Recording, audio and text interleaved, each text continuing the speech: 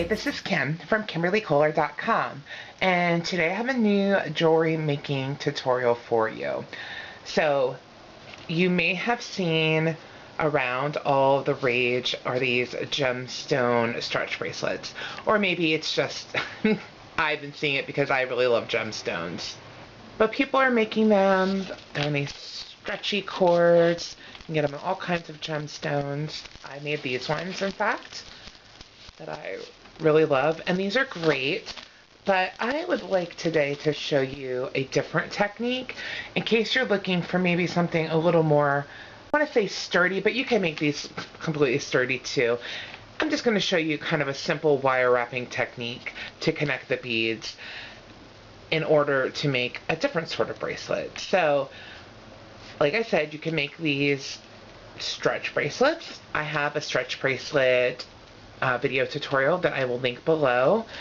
There's also this technique, which is stringing. So there's a clasp, and then I used stringing wire to string these beads, and then crimp beads, and then like I said, there's a clasp. So that is a nice technique as well. But today I'm going to more be showing you this. So this is with wire wrapped bead links. And also the ones on my wrists. I have a few different ones here. Same technique. So I'm going to be showing you two videos. This one today, and then a different one probably in a week, for two different ways of creating these wire wrapped bead link bracelets. And then the third thing is going to be a blog post about colors and that sort of thing. So kind of like color theory. So, and I don't think I'm going to do a video for that, but I'll let you know here on YouTube when that is ready as well. Or you could just sign up for my newsletter and you will get them as they come out. I'll put the link below the video for you to sign up. Today it's going to be the first technique, and it's going to be interlocking wire wrapped bead links. So basically a wire wrapped bead link is when you have two loops on each side of a bead, and it's used as a link in a piece of jewelry. In this case, we're doing a whole bracelet on this. So these gemstones are all like the round normal ones you usually see. The one I'm showing you right now has like gemstone chunks, which I think it's much easier to do this technique for gemstone chunks as opposed to just stringing them on a stretchy bracelet, because sometimes these beads are drilled in a more ununiform way, so it's hard to get the string through them, but it's easier with wire, which is one benefit of using this technique. In this technique, we are going to actually make the bracelet connecting all the wire wrapped bead links together as we go, and that's what I'm going to show you today. So let's just get started. Okay, so this is what you're going to need to make the bracelet. We're going to start with some wire. I am using pear wire, as I usually do. This is 20 gauge round. I use silver. You can use any color pear wire. There's tons of different colors. If you're using any other sort of wire, this acts kind of the same as half hard wire. I love this because it's tarnish free. It doesn't tarnish. I will have pieces of jewelry that I've worn and worn and worn, and I sometimes am hard on my jewelry, and the pear wire will still be nice and just looks perfect still. Well, maybe my clasp is totally tarnished. So it is great stuff. I really love this wire. You're going to need just 2 jump rings to end your bracelet, or you can use more depending on sizing. You can add jump rings to make it a little bit longer if you need to. You're also going to need a clasp. I'm just using a lobster clasp. And then you're going to need your gemstones. So I am actually just going to cut this bracelet apart because I would prefer it to be wire wrapped instead of a stretch bracelet. So that's what I'm going to do with this. You can use kind of any kind of bead for this technique. I'm just talking about gemstone beads because that's what is popular right now, and that's what I also am enjoying right now. So really any bead you like I showed you before, the kind of the gemstone chunks. These are just probably 8mm beads. These are chunkier. On this one I also just added a little charm to it as well at the end. It's just on the last jump ring, so you could add that if you like. You could actually add charms kind of on any of these little loops along the way too, if you liked. And then you'll need some tools. You'll need wire cutters, chain nose pliers, round nose pliers, and then I like to have a second pair of kind of like flat pliers. So I'm actually using bent nose pliers. What I mean by flat is flat on the inside. So another pair of chain nose, another pair of flat nose pliers. I use bent nose pliers, just not anything with teeth, and not round nose pliers. Another benefit of using the wire wrapped bead technique is it actually takes less beads too. So anyway, to get started, we are going to cut a piece of wire. It just needs to be a couple of inches on each side longer than your bead. If you've seen my videos before, you know I always kind of say it's easier to cut a little bit too much wire than not enough, because if you cut it too short, the whole piece of wire is ruined. If you cut it a little too long, it's not that big of a deal. So I cut this piece of wire a little bit longer than 3 inches. Like I mentioned, I believe these are about 8mm beads. So it's just little. So you just want to have kind of like a few inches longer than your bead. So we are going to grab our round nose pliers, and we are going to hold the wire about 1.5 inches from the top. And I'm just about halfway in my barrel. I have a little tip for making uniform loops that I'll link below. So we are just going to wrap the top wire around the barrel of the round nose pliers to form a loop. So now we have our loop. There we go. And now we are going to hold this loop in our chain nose pliers and wrap around one time. While we're wrapping around, I like to pull kind of this long tail out straight because I want the loop to be straight over the wire. And we're just going to wrap around a couple more times. I just did that with my hand.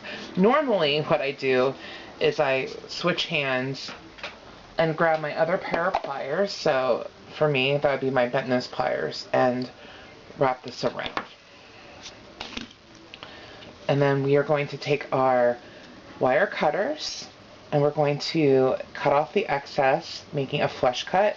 So we're going to use the back side of our wire cutters toward what we're leaving behind, toward the work is what we call it. And then I'm just going to grab my chain nose pliers again and just make sure that end is not poking out. And then you can just, if your wraps kind of got farther apart, you can just kind of push down to bring them together. And just gently, you don't want to harden the wire. The more you work with it, it gets hard. So I just kind of gently straighten it out, or you don't even really have to do that. And then we're going to place our bead on here. And now we're going to hold the wire just about 1/4 inch above the bead. Wrap around to make a loop. So we're doing the same thing again.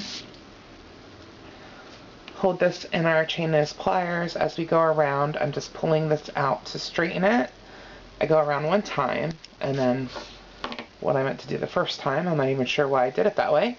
Flip it around, and then just grab the end with your other pliers and wrap it around 2 more times.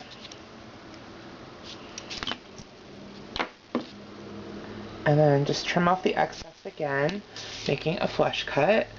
And then you can just, once again, use your chain nose pliers to make sure the end is tucked in. And then this loop didn't look as round, so I'm just placing my round nose pliers back in to round it up a little bit. So that is the first. So from here the technique gets a little bit different, but very similar. Mostly the same, I'll show you. So we're just going to, once again, cut off a few inches of wire. We are going to hold the wire about 1.5 inches from the top, form a loop by bending that around. So we have this loop. Now we're going to place this loop, one loop of the wire wrapped bead link we already made in there. We're going to grab our chain nose pliers, wrap around once while we pull this out straight. Switch hands, wrap around 2 more times. And so this just continues as if this isn't even there. It's just holding that off to the side, not really thinking about it. Okay. These, we're going to fix up these wraps a little bit, and then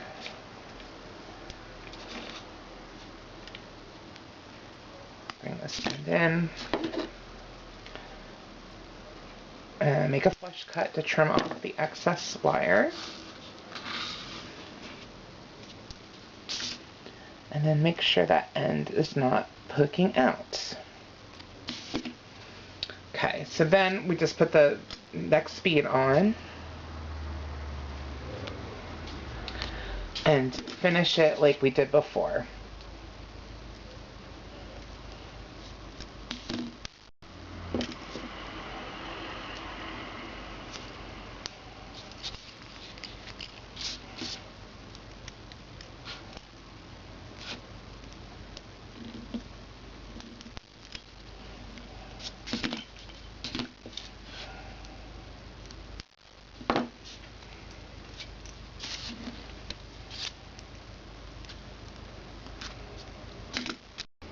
Okay, so now we have 2. So I think you can see where this is going. I'll just show you the start of one more link here. So again, we're just cutting off a few inches. Gonna start a loop, place the bead in, the one loop from the bead into that loop, and then just kind of continue as if it's not even there, and then just finish up the wire wrapped bead link. So you're just going to continue this until your bracelet is as long as you'd like it. Okay, so I have just continued doing the same technique, and I made my bracelet as long as I thought I would need, keeping in mind I'm adding a clasp, so I have my clasp here, and we're just going to add it. So to add the clasp, I'm just going to use a jump ring. So we're just going to open up a jump ring, and if you haven't done that before, so it has an opening. If you can't see the opening, if you just run your finger over the jump ring, you'll find it. So mine's right there. And I'm going to place 2 pairs of pliers, one on each side of that opening. So I'm using chain nose pliers and bent nose pliers. And then you don't want to go out. Instead, you want to bring 1 pair of pliers toward you and 1 away from you. And so then you have an open jump ring, but it still has that circle, like the circular shape. And then you're going to place the end into the jump ring and then into the little hole on the clasp. And to close it, you're just going to do the opposite. I like to go back and forth a few times until you kind of hear it click into place. You'll feel it too. I'm just double checking there. So that's one end. And then on the other end, depending on what size you need, you could just use your clasp with that loop on the end. Or I like to add at least one jump ring on the end. And you could also, like I had mentioned, add a little charm on the end. Like these bracelets, I have a little wing, a little butterfly, and a little leaf. On this one, I have a little moon charm on it, which I love to add to my bracelets. You could even just make a little bead dangle and add that if you like. And then that is your gemstone bracelet. So this is the first technique I'm going to share with you. I'm going to have another technique for you next week. It's kind of ends up the same, but it's different. There's pluses and minuses to each of them. With this, you don't have to do jump rings. Well, you need a couple of jump rings, but you don't need as many jump rings. The other technique I'm going to show you has jump rings connecting everything. So it's very similar, but a little bit different. And so I will have that next week. And then, like I mentioned, the following week I'm going to do a blog post about color that I think you will enjoy. I hope you'll enjoy. So if you want to make sure you get the videos and the blog posts, you can subscribe to my newsletter. The link is below the video. And as soon as those are out, I send out that to my newsletter subscribers. And when you subscribe, you can get my 5-day intro to wire wrapping workshop. So it's just the very big basics of getting started with wire wrapping, and you even make your first project with that workshop. So that's completely free. You get that when you sign up. Again, the link will be below. Thanks so much for watching. I really appreciate you watching this and liking it if you like it, hitting the little bell to subscribe to my videos. And if you want to leave a comment below, you can let me know what your favorite gemstones are. I hope you have a great day, and I'll see you next week.